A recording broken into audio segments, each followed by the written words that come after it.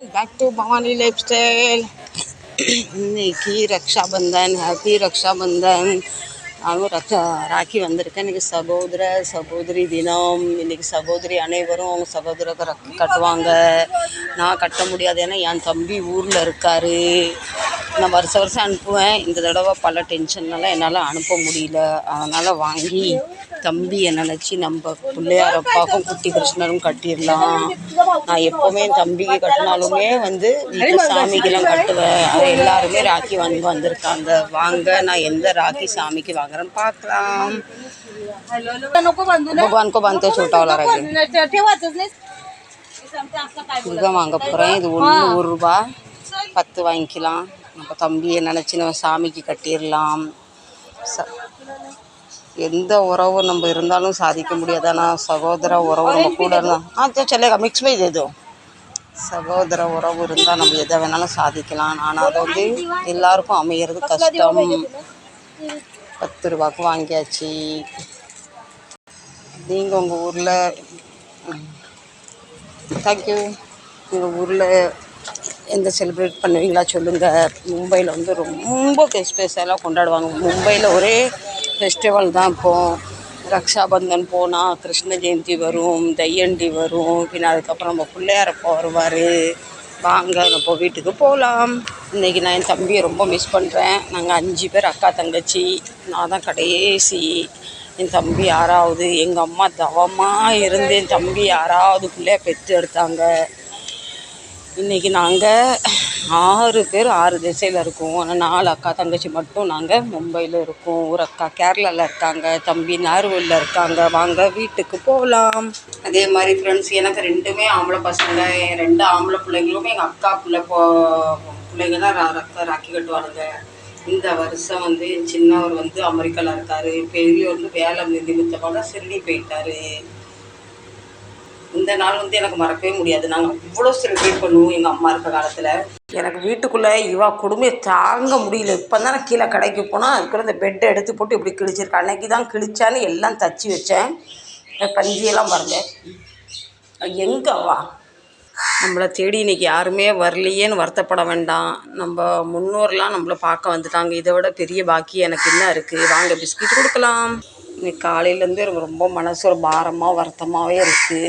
அது எப்படின்னு இன்னும் தெரியல எனக்கு. இந்த திருட்டு கள்ளி செய்கிறத செஞ்சுட்டு பாருங்கள், நான் ஒன்றும் செய்யலை, இப்படி உட்காந்துருக்கா பாருங்கள். கொஞ்சம் வீட்டை இவ்வளோ நம்பி நான் விட்டுட்டு போனேன்னா வீடு ரொம்ப இந்த பெட்டை இது இருக்க 10 தடவை கிழிச்சிட்டான். தெரியுதுங்களா? நானும் அவள் கிழிக்கிற வேலை, எனக்கு தைக்கிற வேலை. அவள் கிழிக்கிற வேலை, எனக்கு தைக்கிற வேலை. இதே தான் நடக்கு. நேற்று செடியெல்லாம் கட் பண்ண பார்த்திங்களா, கொஞ்சம் நல்லா சூரிய ஒளிச்சி வீட்டுக்குள்ளே வருது. இல்லை காடு மாதிரி அமைஞ்சிட்டு, அதனால் செடியெல்லாம் கட் பண்ணனால செடிக்கும் எனக்கு ஒரே ஒரு பூ தான் தந்திருக்காங்க. சரி, ஒரு பூவை பறித்து நம்ம பிள்ளையாரப்பா கொடுத்துடலாம். பிள்ளையாரப்பா இன்றைக்கி ஒரே ஒரு பூ உங்களுக்கு மட்டும்தான்.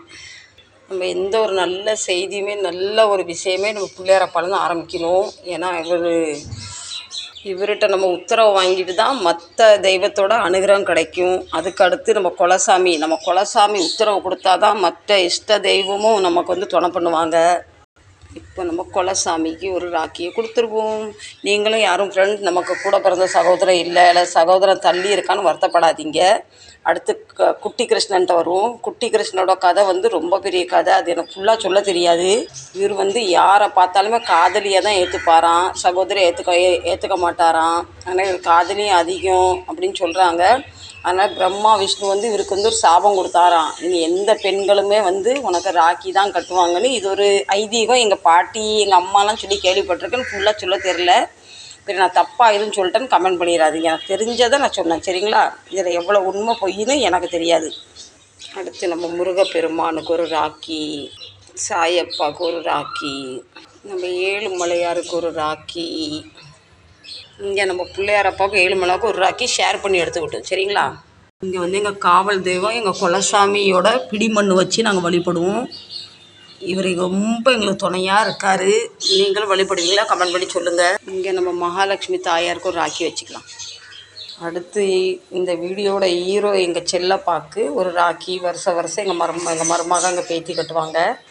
இந்த வருஷம் நானே கட்டிட்டேன். நீங்கள் யாருமே நம்ம பக்கத்தில் சகோதரர்களும் வருத்தப்படாதீங்க. இப்படி செய்யுங்க, மனசு ரொம்ப நிறைவாக இருக்கும். எனக்கு கடவுள்கிட்ட ஒரு சின்ன வேண்டுகோள், அடுத்த வருஷம் எப்படியாவது மூத்த பையனுக்கு ஒரு ஆண் குழந்தை பிறக்கணும். ஏன்னா என் பேத்தி வந்து யார் யாருக்கோ ஒரு அக்கி கட்டணும்னு ஆசைப்பட்றா. ஆனால் சம்டைம் கட்ட போகணுன்னு நினைக்கும் போது அவங்க பிஸி ஆயிடுறாங்க. அது எனக்கு ரொம்ப வருத்தமாக இருக்குது.